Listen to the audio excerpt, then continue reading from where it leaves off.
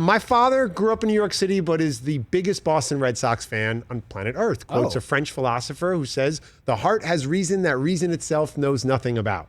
How am I, a kid from New York City, living in LA, had to meet my wife from Utah in France? The heart has reason itself knows nothing about. I get a text message, an email, sometimes a phone call, but without question, one of the three, every time Alex Verdugo does anything. Okay. Because Alex Verdugo is part of the trade for Mookie Betts. Obviously. I'm a big Dodger fan living out here in Los Angeles. Mookie Betts came to the Dodgers, won a World Series. I obviously had to let my father know about this many times throughout the summer. He won an asterisk World Series. Come on. The ring is very big. He has a World Series. His real World Series is with the 2018 Boston Sure, Red Sox. but he won a World Series here with the Dodgers. He no longer plays for the Old Town team. Hater. And, my dad, who grew up, like I said, in New York City as a Boston Red Sox fan, I remember going to the Bronx and entire subway cars chanting, "Lion sucks. Lion sucks." Like the whole subway car chanting. My father would go, right. And he left my high school graduation early because Pedro was pitching.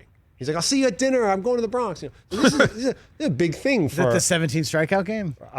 Just a regular game in June in 2000 that no one remembers. On June 14th, 2000, the same day that RJ Barrett was born. It's in the stars.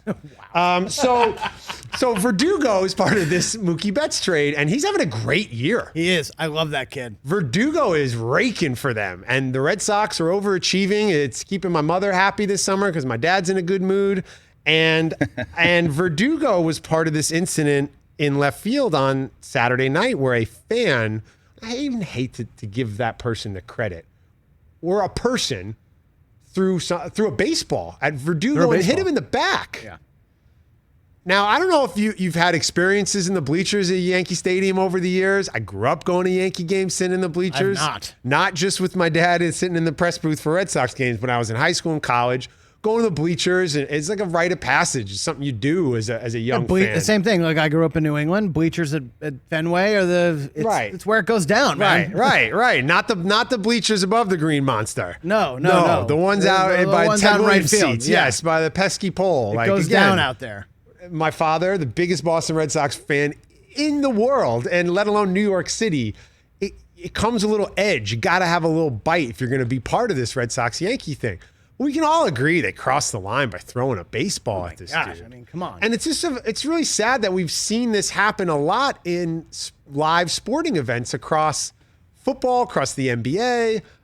You saw it in the cycling in France where a fan hit the bikes and everybody crashed. We've been cooped up in the house for a year and a half. We finally get this privilege to go and see games. And it's such a privilege to go to a game. I do not take it lightly. It's expensive.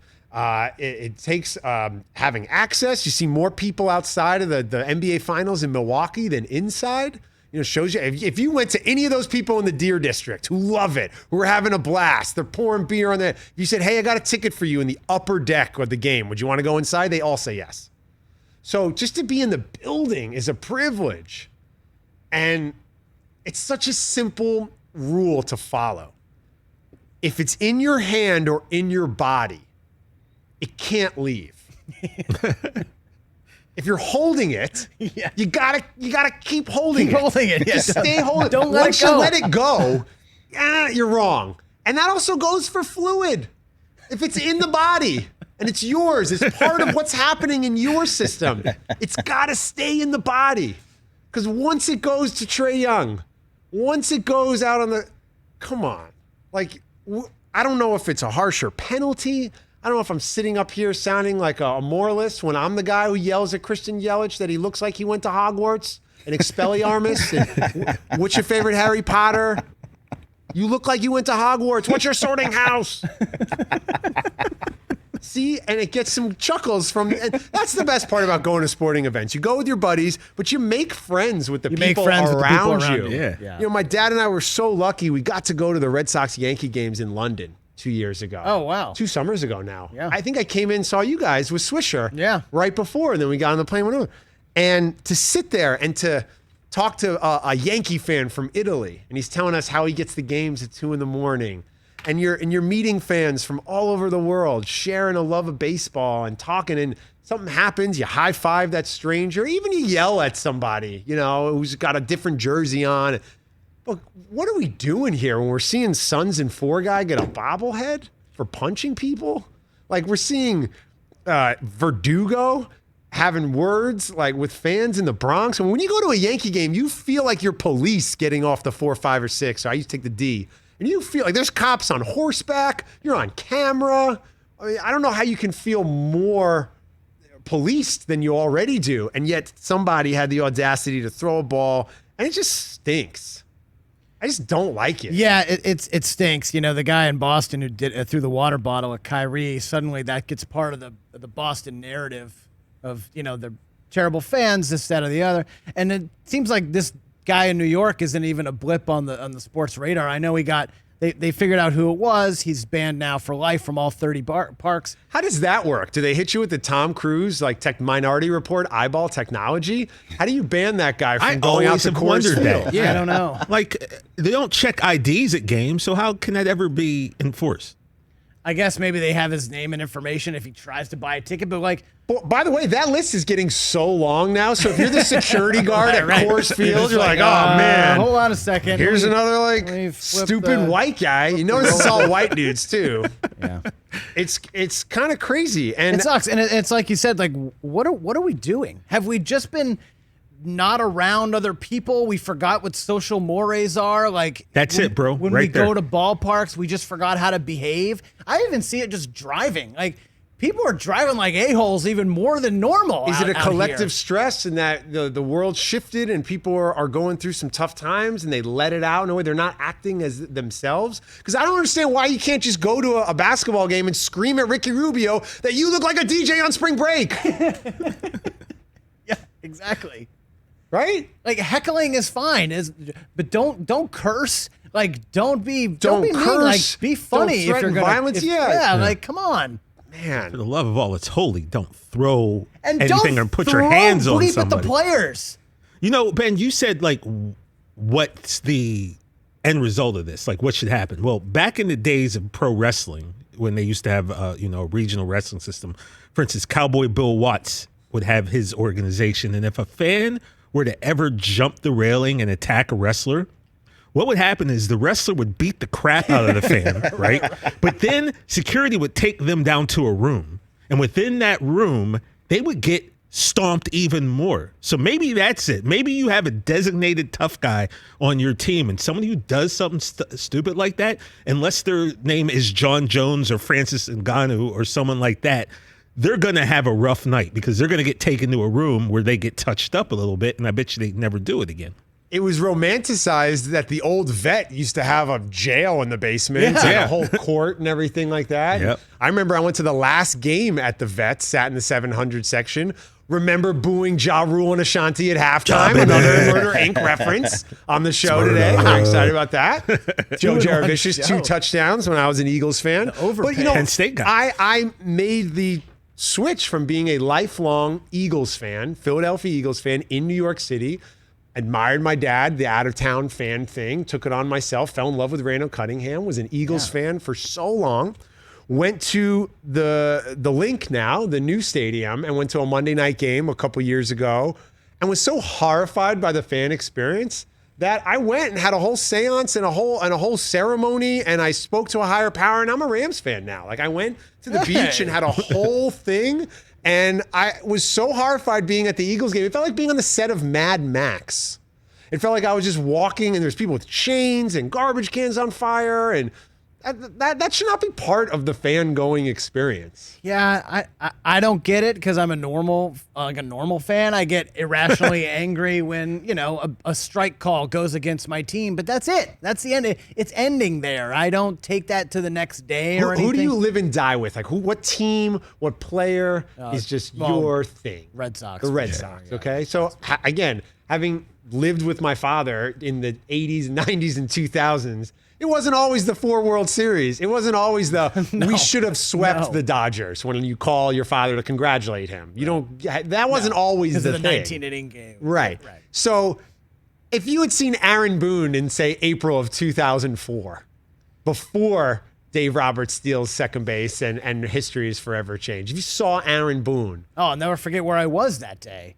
I mean, I was at my friend's house. We were watching the game. We were so excited, ready to go to the World Series. You know, Wakefield comes in the 10th and Boone hits the walk-off. He left the room immediately.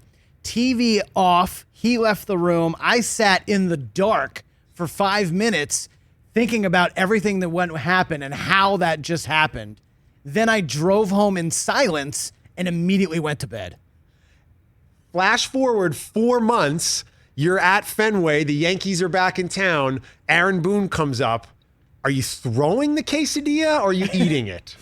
I'm eating. Do they have quesadillas at Fenway now? No, there's a famous clip of the pizza, the foul ball hit the guy with the pizza. Yeah, no, I'm eating it. I wouldn't think twice. I would boo him, obviously, because I hate that guy. Okay, but I do not for once would a thought cross my mind to buy a souvenir baseball from the shop on Lansdowne Street and chuck it at him. Ben Lyons filling in for Rich on the Rich Eisen Show.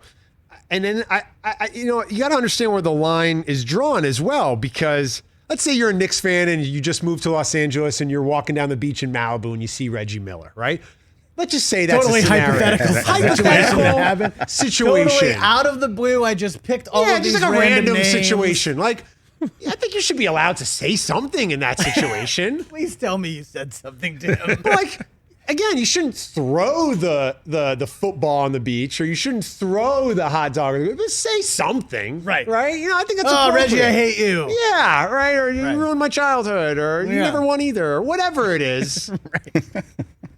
Uncle Drew wasn't that good, or I don't know, whatever it is. You have big ears. But at the game itself, when you watch the Malice in the Palace, you know they have cameras everywhere. They will find you. Everywhere. The guy in the casino who decides to start a fight. Really? You're in the casino. You're on camera. Like, it just doesn't make any sense. People at the casino who think they can just steal chips and get out alive.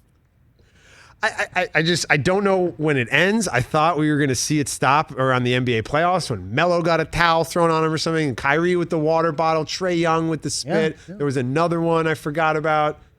So I hope fans for the rest of the summer out of baseball games, or if we get fans for these NFL games, enjoy the games. Like you said, it's a privilege and an honor to go to these events. You are a fan. Enjoy it. Cheer. Boo. Let's just say you're a Knicks fan. You're at a Knicks game. They're 20 games under 500 in March, and you want to heckle Evan Turner every time he touches the ball.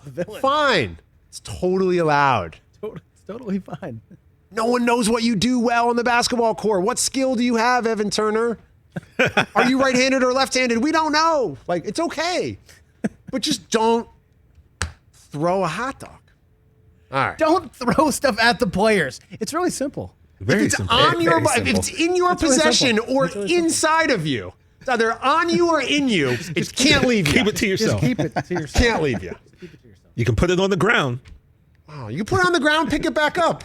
Little cup holder, you can Yeah, do that's that. totally fine. Hey, by the way, cup holder snakes, love it. Everybody's having a great time together, taking all the beer off the ground, making the big snakes. So the Yeah, beer, that's hilarious. All good. All good. Let's not throw that at Mookie Betts. Please don't. Ridiculous. I wish Verdugo had a chance, by the way. That was the one email I got my dad from the summer about Verdugo that I actually enjoyed opening. He's awesome. Imagine what would happen if you did that to Vernon Maxwell back in. Vernon Maxwell. I mean, Maxwell went up into the stands and you didn't have to throw something at him. This So, man threw a dumbbell at a teammate. I mean, you didn't want that smoke.